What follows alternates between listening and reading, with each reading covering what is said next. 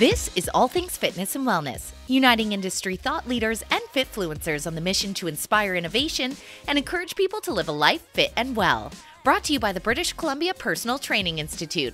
Learn how to train, gain, and retain clients. Visit bcpti.ca. In the fitness industry, every business has unique needs.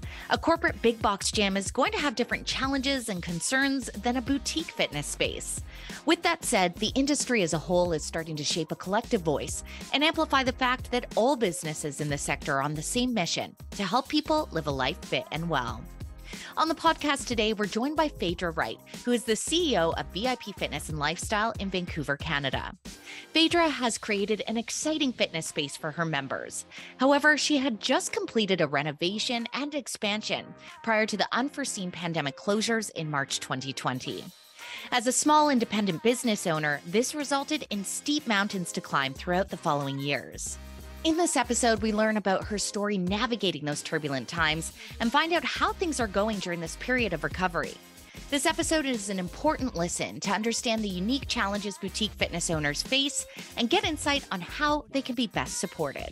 Before we get to it, be sure to hit like and subscribe. We have new podcast episodes weekly featuring industry insiders and influencers. Plus, we're continuing our gym and wellness haven tours, which feature founder stories that provide plenty of inspiration. This is ATFW. Let's start things off and explain to people the incredible fitness experience you've cultivated at VIP Fitness and Lifestyle. So what was the vision and what have you brought to life? So yeah, obviously we do specialize in kind of personal training, a lot of other lifestyle services that we tie in with the personal training.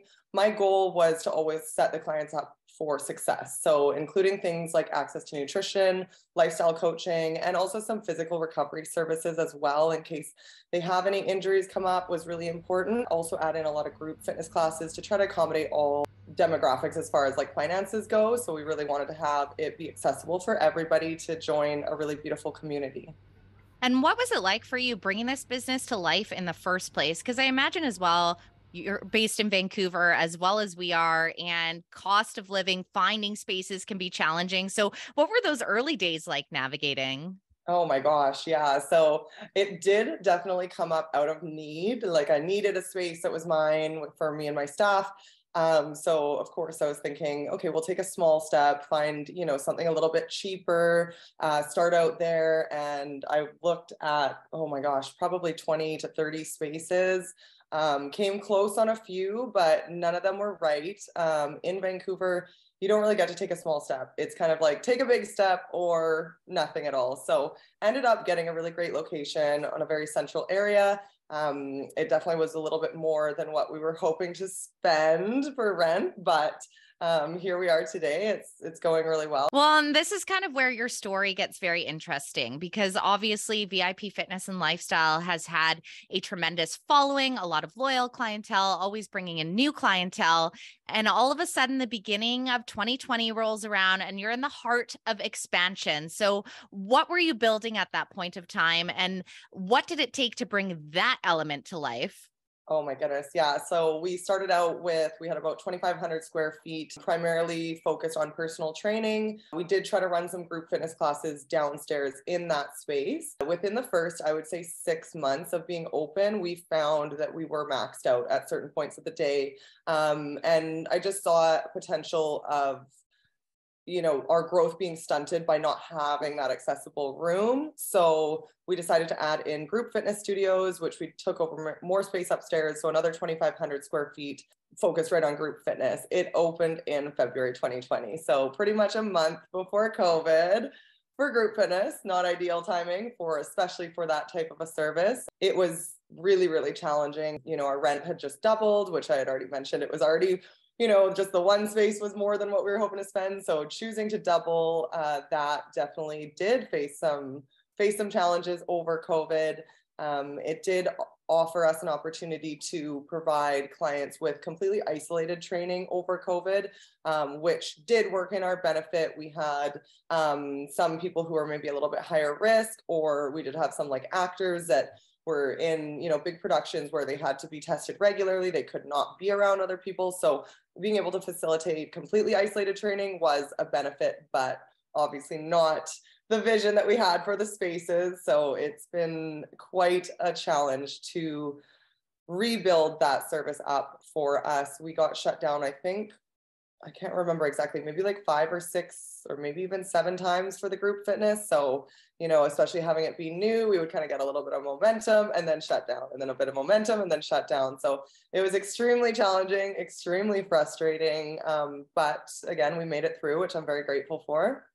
Well, and I think that really speaks to your tenacity as a business owner and your savvy. And I can't even imagine the multitude of emotional states going through this, because as you explain and say the dates, I'm sure any other business owners or gym owners listening just had their heart drop with you to be like, holy shit, I know what that takes to do an expansion. There's a lot of costs out before you get those costs back. So as you go through these first closures, what type of support were you getting? Because obviously it was a different experience for yourself as an independent business owner versus what some of these corporations were able to get their hands on.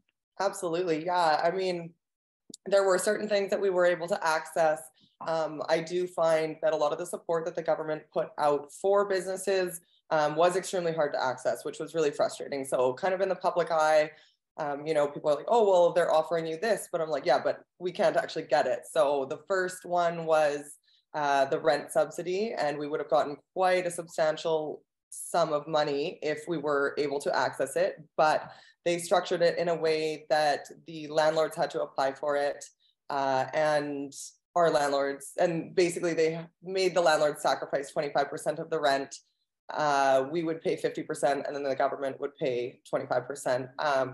But the landlords had to sacrifice that 25%. And I don't know any other business owners who landlords agreed to do that for them. So it was really frustrating. Like I said, that being able to access that amount would have really, really changed things for us through COVID, which again was really frustrating, knowing that it was there, but we couldn't actually get our hands on it. So that was frustrating. Other support, yeah, they did put out kind of rent and wage subsidies, and they did restructure the rent subsidy after that. However, because we had just expanded, basically the amounts that they would calculate what you were going to get off of were based on your previous revenue. So the fact that we were only open for just about a month, I'd say we kind of opened halfway through February and then shut down halfway through March. So we really only had about a month worth of revenue, including the upstairs space, rather than having 3 months of proven revenue at that amount. So the fact that we opened the expansion right before did pose a lot of challenges. We did not get very much support from them through those subsidies. However, obviously we are grateful for what we did get, but also very frustrating knowing that if we had had those 3 months of proven revenue, we probably would have gotten 3 to 4 times the amount that we were getting each month. Yeah, timing wise, it's just unbelievable how that unfolded for you, but it is something that you've managed to make it through the other side. So talk to me about that interim period, just as a business owner. I mean, you're somebody as well that is this huge advocate for fitness. You really do practice what you preach. So what was it like for you? Because at this point, you've poured your heart and soul into this business. This is your baby to a large degree. Oh yeah, definitely. I mean, overall, I will say just very frustrating, very disheartening. It's hard to stay positive about something, no matter how much you love it. It's really hard to stay positive about something when it feels like you just kind of get knocked down and knocked down and knocked down. It was really frustrating to see the kind of negative stigma that the media and the government were putting out about fitness. It was really disheartening, like I said, because throughout COVID, we had 0 transmissions, 0 exposures in our space the whole time. We had really great protocols. We had limited capacity, private areas for training. We really did everything that we could. And knowing that we were getting shut down over and over again versus restaurants, and I'm not trying to be negative about any other types of business. Of course, I'm glad that they were able to stay open, but knowing that there were massive transmissions and exposures happening in these spaces versus our space where there was nothing, it just didn't make sense why they were targeting us and forcing us to shut down. I mean, we had our last shutdown, and luckily we only had to shut down part of our business in the last one, but speaking with public health, they kept trying to say to me, well, just shut your whole business down just to be safe. And I was like, you guys don't really get it. We can't afford to shut our whole business down. So not the December we just had, but the previous one was the last shutdown. It was 5 days before Christmas. We had to lay off all our staff. yeah, tell all the clients. And yeah, it was very frustrating, but definitely what kept me going through these challenging periods and frustrating periods was the community, knowing that we were giving people a safe space to come. We had a lot of clients who said, you know, this is the only place I go other than my home. So even though we were all at a distance, we were people's bubble, which was really amazing. And just getting to see people throughout the day is what kept me motivated and going, even when I was frustrated and wanted to give up and quit. Because there were definitely lots of days where I was like, I can't do this. Well, beyond understandable, and especially so much of it's out of your control. And then on top of it, navigating all these new systems that were put out there that may be able to aid and maybe not. And you're having to figure out all these new hoops on top of trying to figure out how you're supposed to survive as a person and for your staff in actually living your life in a very expensive city. So it really is commendable that you had any glimpses of positivity and good attitude through that. So I hope that you give yourself a huge kudos now on the other side. And speaking of on the other side, because not only that, you have an expansion, you have to open, you have to close many times over. So what was it like for you as a small business then to kind of regenerate and attract new business and kind of build on that marketing when you had kind of lights on, lights off a million times over prior to that? Yeah, again, really challenging, just really challenging. Not even in the sense of like they would shut us down and then let us open, but even after they let us open again, there was a fear out there because of the stigma that they were creating around fitness.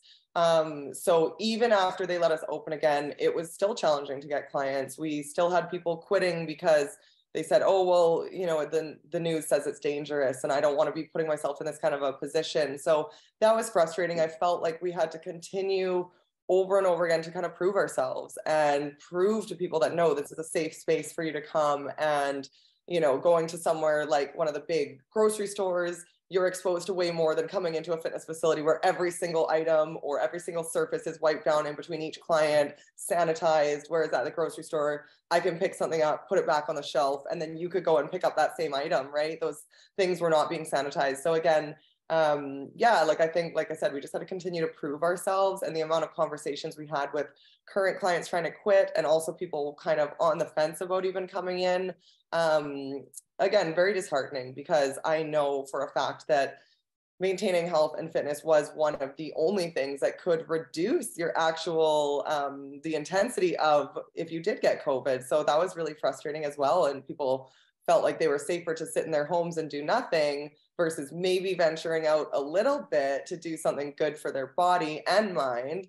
Yeah, like I said, over and over again, it's just frustrating, I would say. Well, and it's interesting now because the repercussions of that, obviously, I mean, we just came off the heels of World Obesity Day, and we know the like level of inactivity among Canadians, Americans, it parallels even in the UK as well, is deeply concerning. And I think that because it was just sit inside, stay home. Even if you were somebody that maybe was getting your fitness journey started, a lot of people regressed. Even for myself, I'm a self-professed gym nut, and I had a lot of regression in my fitness levels that I had to work hard to get back. And so I can completely understand, and I've heard that sentiment echoed by many in the industry that are kind of like, we are the tool that helps people live healthy lives. And this is far beyond aesthetics. This is literally something that enhances lifespan, boosts immunity, helps people sleep, reduces stress, the mental health crisis, all of it. So with that said, like 100%, I understand the frustration, but the thing that impresses me, and again, kudos to you, because I'm sure it wasn't easy. We saw a lot of these businesses shut down on the flip side or during through many of these closures. And so it is quite incredible that you were able to move through this. So talk to me now on this other side. What has the recovery been like for you and getting back into this momentum, especially now? It's hard to believe 2023, basically the first year we've had where you're able to actually operate your business all year long. Totally. Yeah. Because last year we were shut down in January, or a portion of the business was shut down. So, you know, I think everybody kind of assumes, and like what I was mentioning before about when they would let us open again, doesn't mean that it was just good all of a sudden. same thing with now. Like, it's still been extremely challenging. We haven't had a lot of growth. I'm so grateful that we've been able to get through and we didn't have to shut down. Obviously, I do know a lot of businesses that did unfortunately have to shut down over this. It's still been challenging to get that growth for sure. So it's been kind of stagnant. And like I said, the bills have been paid every month, but it's just been kind of scraping by, which again, as a business owner is not your dream, and again, not that, for me, money is not the focus of owning this business, or was not the focus of starting this business. It really, really wanted to create something beautiful, with the community and a place for people to come and better their lives. But at the end of the day, having a little bit of extra cash to do nice things for the staff or upgrade equipment, stuff like that is, obviously definitely the goal of any business owner, right? So yeah, it's, I'll say it again, frustrating. It's been frustrating. Well, and for you personally, like, speak to me a little bit about, because you are the CEO, and it's not that you're heading up. First of all, if you do hear, that's Moons, and Sorry. you got to watch the VIP Fitness and Lifestyle Gym Tour, because Moons is the most incredible cameo in that. Moons is how old now? 12 weeks. Yeah. So That's 12 weeks, Moons can definitely have a couple hellos on the podcast. Absolutely. Oh, the best little pup. But for yourself personally, like, what is it like for you on a personal level to have to go through all of this? Because again, a lot of the bigger business owners or big box, they have a whole fleet of staff maybe that are helping move through these types of transitions.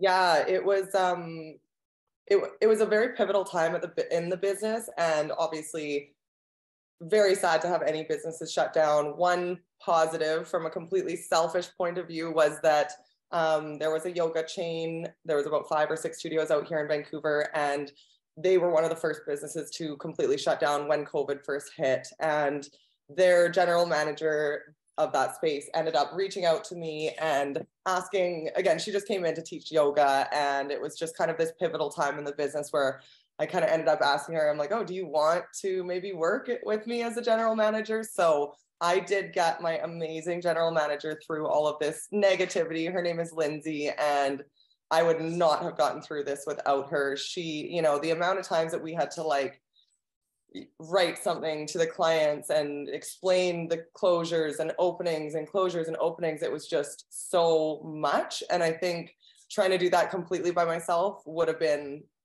even more disheartening than it already was. So I am very grateful for that support, but it truly was just the two of us. Like, we got no guidance from the government or any support on what to say or how to do things or anything like that. We would have to watch the news to figure out, are we getting closed down again? Or are we getting opened up again?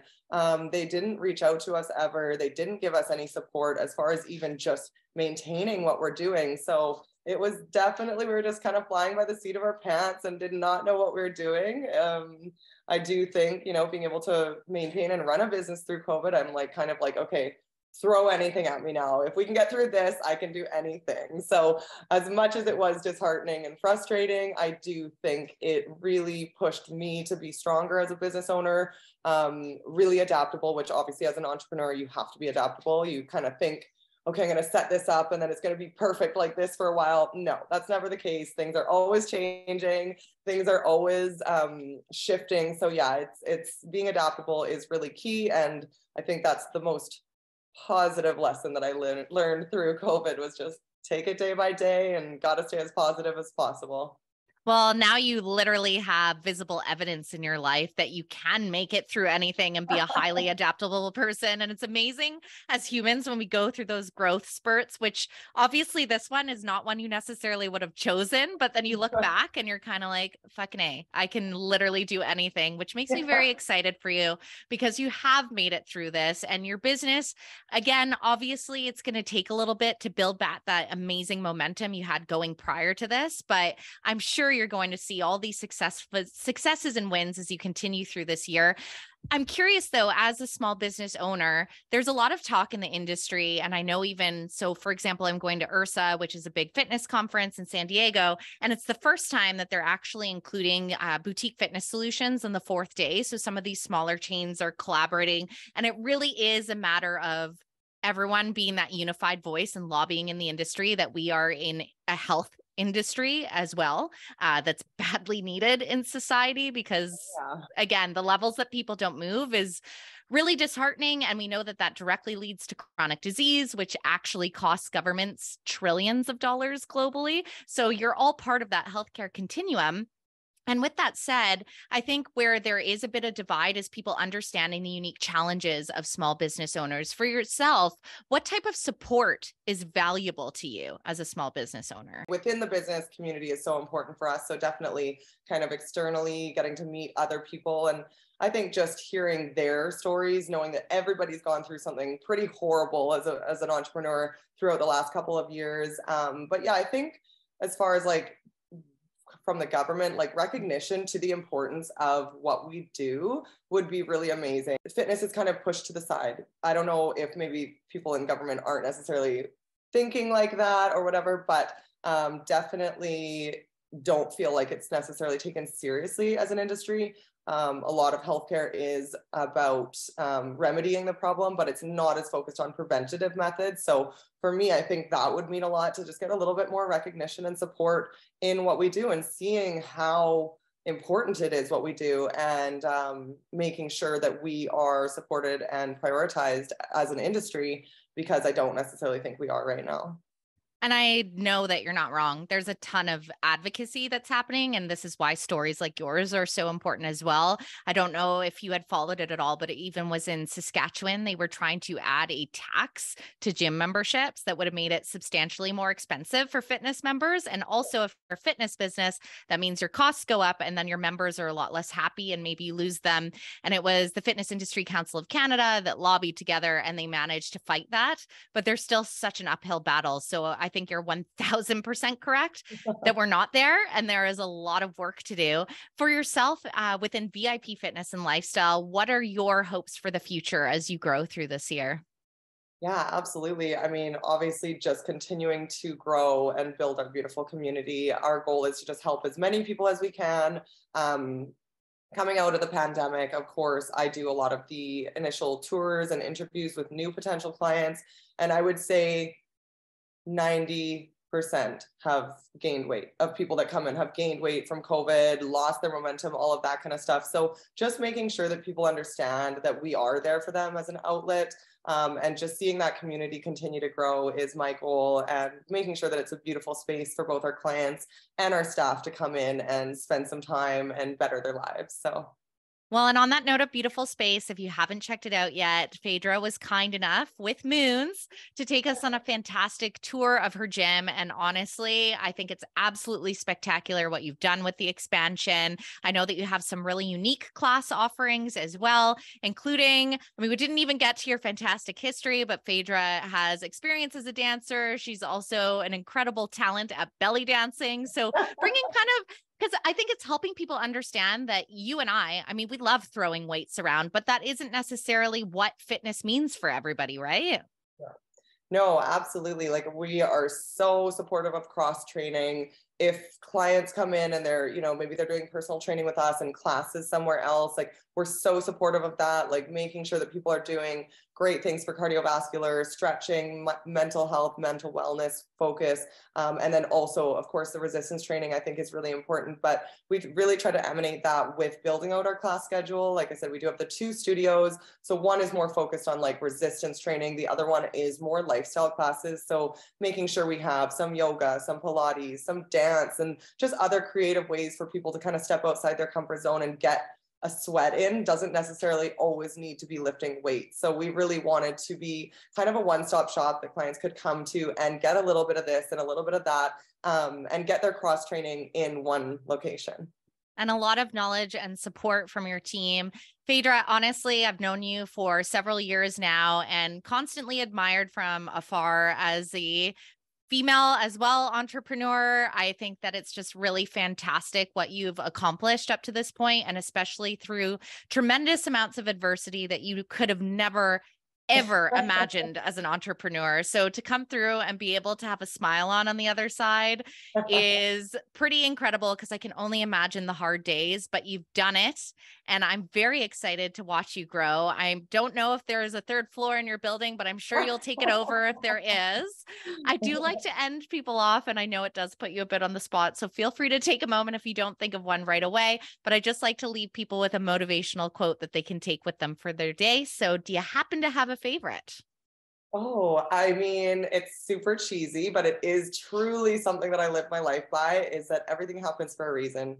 And I know it's kind of, like I said, a little bit cheesy, but I really try to find the positives in every negative. And I think if you let the negatives get you down, and control your thought process, you're not learning from those negatives. Every single situation has a lesson. And I think every negative situation does have some sort of a positive attached to it as well. And it's just about being open to pay attention to those, or see what potential positives could be included in the situation. So that's definitely kept me going through this, that like, okay, as shitty as this is, it's happening for a reason, and there is going to be positives in it somewhere, somehow. You've just watched All Things Fitness and Wellness, brought to you by the British Columbia Personal Training Institute. Learn how to train, gain, and retain clients. Visit bcpti.ca. Be sure to hit like and subscribe. We have new podcast episodes weekly featuring industry insiders and influencers. Plus, we're continuing our gym and wellness haven tours and founder stories. Let us know in the comments where we should visit next. We're on a mission for everyone to live a life fit and well.